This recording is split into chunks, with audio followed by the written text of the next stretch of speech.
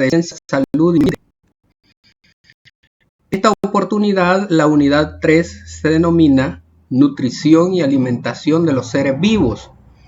Recuérdense que esta semana estamos iniciando la fase 2, semana 1. Posteriormente de esta semana vamos a una semana de vacación, producto de la Semana Mayor o Semana Santa. Pues bien, el contenido que se nos propone para esta guía de estudio es nutrición de los animales, las plantas, del ser humano, animales herbívoros, carnívoros y omnívoros. Y la evaluación sugerida es el desarrollo de un experimento que se llama Apios Coloridos, que vale 30%, investigador en acción, 20%, tipo de nutrición, 30%, y analiza el menú del día, un 20%, para completar el 100% de la evaluación de esta semana. Bien, vamos a leer la introducción, donde están los conocimientos que debemos saber para realizar las actividades propuestas. Los nutricionistas y los médicos a menudo manifiestan que ciertos alimentos o comidas no son nutritivas. Por ejemplo, prohíben o limitan comer golosinas o comida rápida. A pesar de que tienen un sabor delicioso para nosotros, ¿has notado que generalmente se centran en hablar de nutrición, nutrientes y palabras similares? Es importante conocer estos términos, que en realidad son sencillos de comprender, porque servirá para que se entienda que no solo los seres humanos necesitamos nutrirnos, sino todos los seres vivos que hay en este planeta. Veremos entonces cómo es la nutrición de muchos organismos y cómo se clasifican de acuerdo con sus hábitos alimenticios. Muy bien, vamos con los autótrofos. El término autótrofo hace referencia a un organismo que puede elaborar su propio alimento. Algunos de estos organismos llevan a cabo un proceso metabólico llamado fotosíntesis, por lo que también son denominados organismos fotosintéticos. Organismos fotosintéticos, miren la importancia de la entonación y de la tilde. Son llamados organismos fotosintéticos. Entre los organismos fotosintéticos tenemos a las plantas, las algas y algunas bacterias. Ahora, hablando específicamente de la nutrición de las plantas, estas toman mediante sus raíces los minerales disueltos en el agua, el dióxido de carbono de la atmósfera, y usan la energía proveniente de la luz solar para fabricar su propio alimento en sitios específicos de sus hojas. Este alimento es un tipo de azúcar que se denomina glucosa. Bien, ¿sabes cómo la planta transporta las sustancias desde las raíces a todas sus partes? De la misma forma que las venas en tu cuerpo transportan la sangre a todas las partes de tu cuerpo, las plantas también poseen sistema de transporte. Las plantas transportan agua y minerales del suelo y los absorben a través de las raíces en un proceso nombrado capilaridad.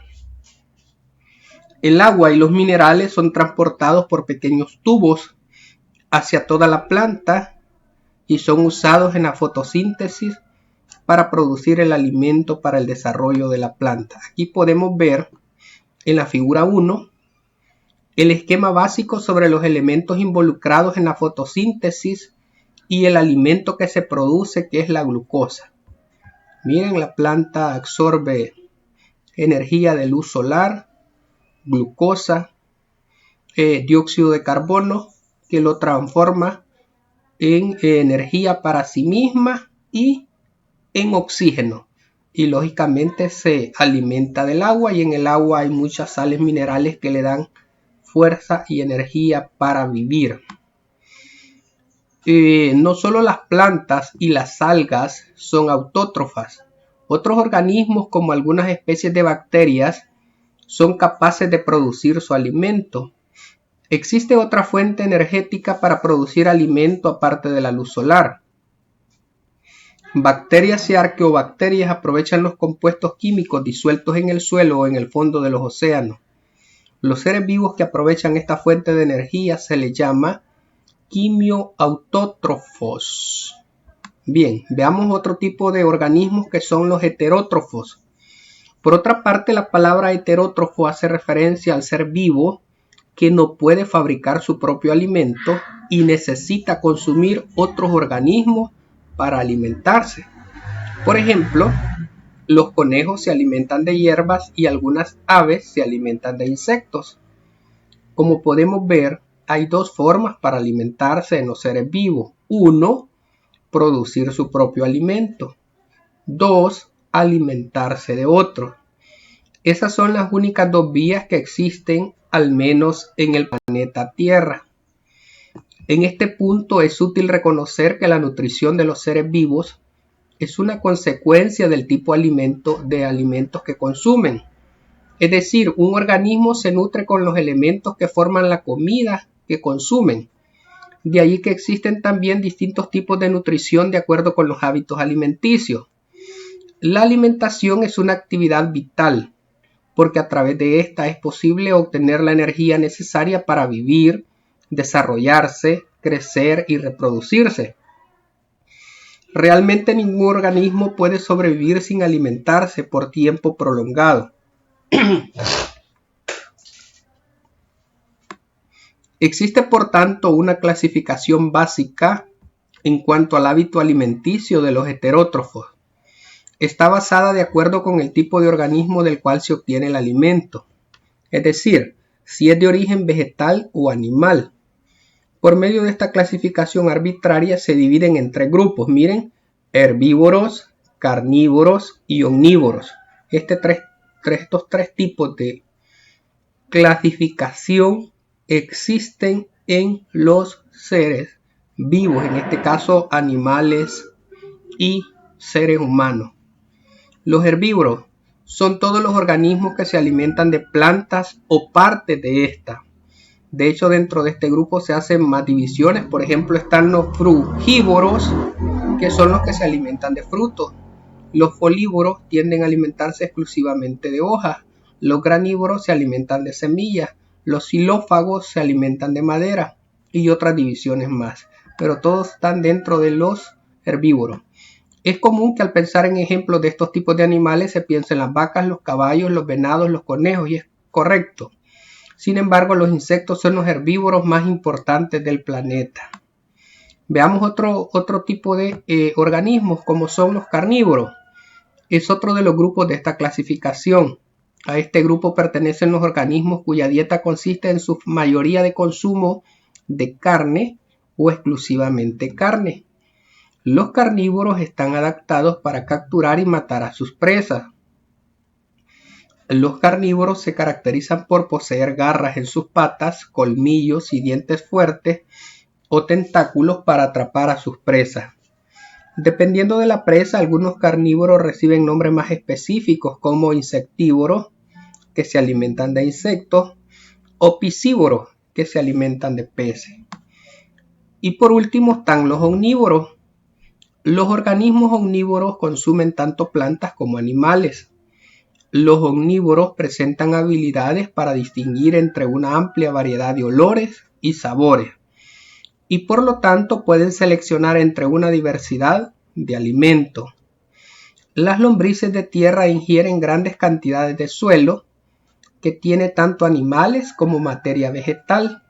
La ballena azul, el animal más grande, usa su hocico como un filtro que extrae diminutos animales y algas del agua del mar. ¿Sabías que el humano es considerado un animal omnívoro, ya que su nutrición incluye tanto plantas como variedad de carnes? Bien, después de haber compartido esta información con ustedes, que está muy interesante, vamos a desarrollar el ponte a prueba. Son algunas preguntas donde nosotros vamos a practicar lo que hemos estudiado. Las plantas son organismos que pueden fabricar su propio alimento. Por tal razón se clasifican como organismos autótrofos. Así se consideran las plantas. Y todos los organismos que pueden elaborar su propio alimento se llaman organismos autótrofos. Número 2. Los animales necesitan consumir otros organismos para nutrirse. Por ello se clasifican como, pues aquí tendríamos que decir que los animales son organismos heterótrofos. Aquí estaríamos con organismos heterótrofos, los animales, porque necesitan consumir otros organismos para nutrirse, no elaboran su propio alimento. Así es que, ojo acá, la respuesta de la pregunta 2, organismos heterótrofos. ¿De acuerdo? Bien. Un ejemplo de animal herbívoro, la hormiga. Un ejemplo de animal carnívoro, el ave piscívora. Se alimenta de peces. Ejemplo de un animal omnívoro, la ballena azul. Leíamos en el texto que se alimenta de muchos diminutos peces que se encuentran en el mar. Vamos a las tareas de la semana. La actividad primera que aparece acá es apios coloridos. ¿Qué materiales se necesitan? 4 vasos plásticos, colorante para alimento, agua en cantidad suficiente y 4 tallos de apio fresco con hojas. ¿Cuál es el procedimiento? Vierte agua en cada vaso hasta la mitad de su capacidad y agrega 10 gotas de colorante a cada uno de ellos. Posiciona los 4 tallos de apio alineados y solicita a un adulto que corte los extremos del apio para que los tallos midan 15 centímetros de largo, no más. Número 3. Coloca un tallo en cada vaso y déjalo reposar por 24 horas. Eso es lo que vamos a hacer. Ahora, ¿qué se los pregunta? ¿Qué sucedió con los tallos de apio de cada vaso? Pues aquí abajito les he colocado la respuesta. Transportaron el colorante por toda la planta y tiñeron del colorante las hojas del tallo de apio. Si el colorante era rojo, ustedes se van a fijar que las hojas del tallo de apio se volvieron rojizas. Si el colorante era azul, las hojas del tallo de apio se volvieron en un tono azul. Pregunta 2. ¿Cómo se llama el proceso por el cual las plantas transportan las sustancias desde las raíces a todas sus partes? Se llama capilaridad. Esa es la respuesta. Muy bien. Y luego vamos a la investigadora, que es la otra actividad. Escribe la lista de los organismos autótrofos y los heterótrofos que puedas observar en el jardín o patio de tu casa.